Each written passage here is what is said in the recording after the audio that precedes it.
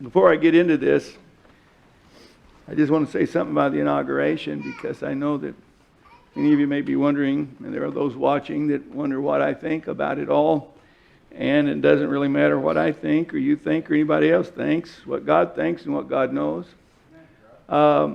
Today's a great day. It's the inauguration day that's been set aside since, for many presidential cycles. And there's nothing like it in the world. The free elections that we've been able to have over the decades and the time that we've had a nation, peaceful transition of power that third world countries don't have. But it's strange about all that was there. I watched about 5 minutes of it. Was military people. There was a few spectators here and there, I guess. And things have changed a lot. I was speaking with a friend of mine, a small third world country, and he asked me for prayer because they watch our services some. Brother Sampson, maybe watching this very service, and they weren't able to do it because the country shut down social media completely during the time of election to keep from having any disputes or problems during that time. Well, here we are, the greatest free nation in the world, and basically the same thing has been done here. It's just been a military thing. It's shutting down the internet for any opposing views and so forth. And so we see that, yes, I'm proud to be American, but I'm not very proud of what America's become. And it is certainly manifesting itself as speaking as the dragon. The Bible said that it would. Biden is our president. Whether you like it or not, he's our president, and he's a Catholic, and we're a Catholic nation. We are a Catholic nation. And we're not Catholic, Roman Catholic, but this nation is considered that. I would say that he's the most divisive president that we've ever had, and appointing, just looking at a few people that he's putting in high places, a transgender, a man that calls himself a woman, and going to be in a very high position in government, and atheists, Muslims, just all kinds of different varieties of anti-Americans, people that really care nothing about this nation or God or country. And yet, he's a Catholic, and the Pope of Rome is really behind him, because that's his agenda too, to bring all the people together, all the different ones together.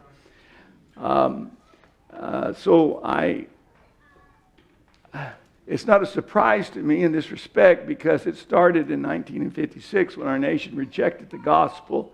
And then 4 years later, when John F. Kennedy, the first Catholic, was voted in as president, which we know that the vote that took place then was rigged. And you can Google it up. It was one of the most unfair elections that history has recorded. And Nixon just refused to fight it because he didn't want to throw the nation into a turmoil, and he just let it stand.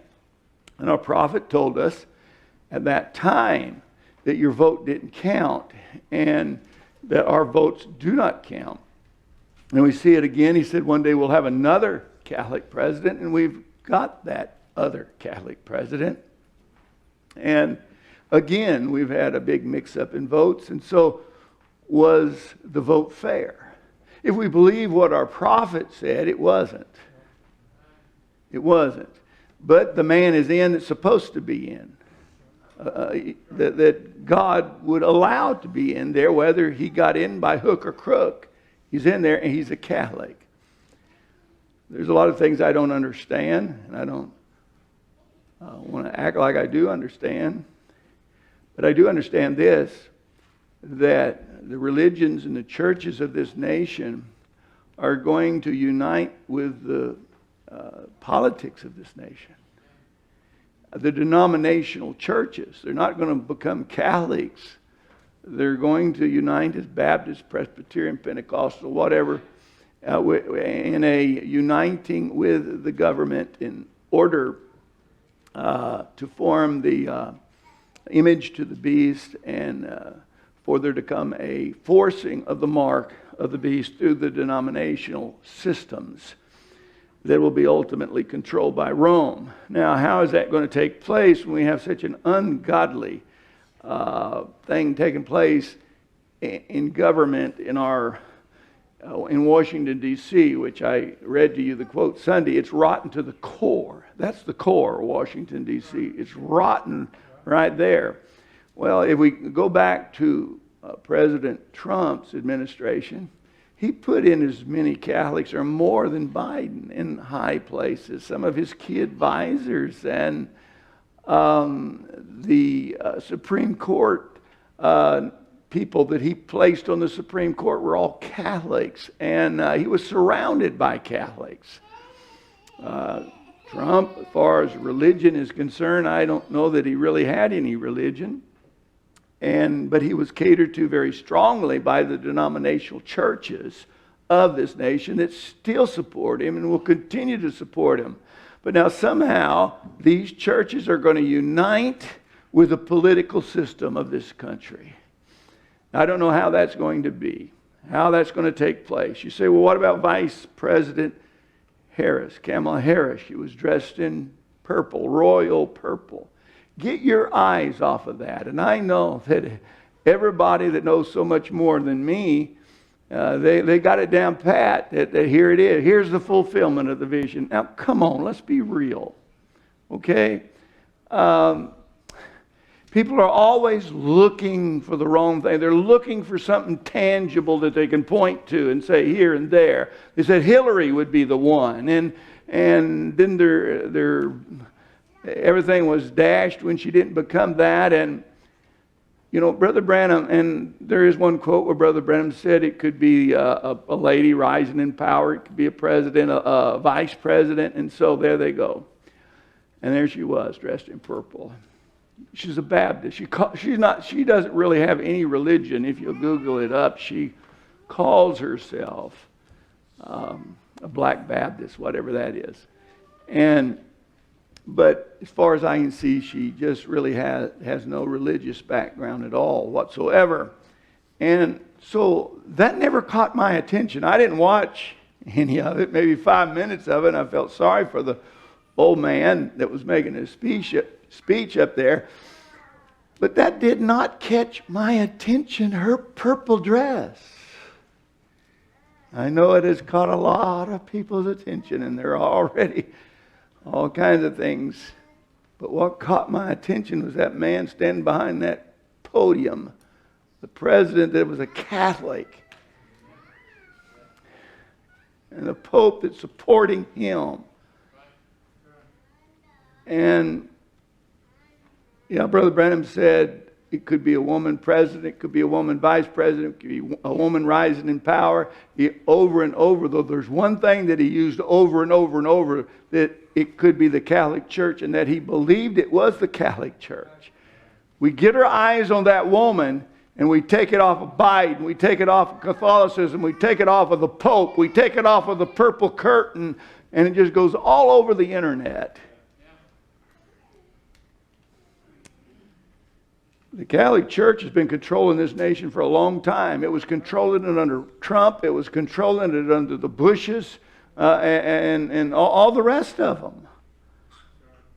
Because they all would go see the Pope, and when they did, they had to bow down and worship him.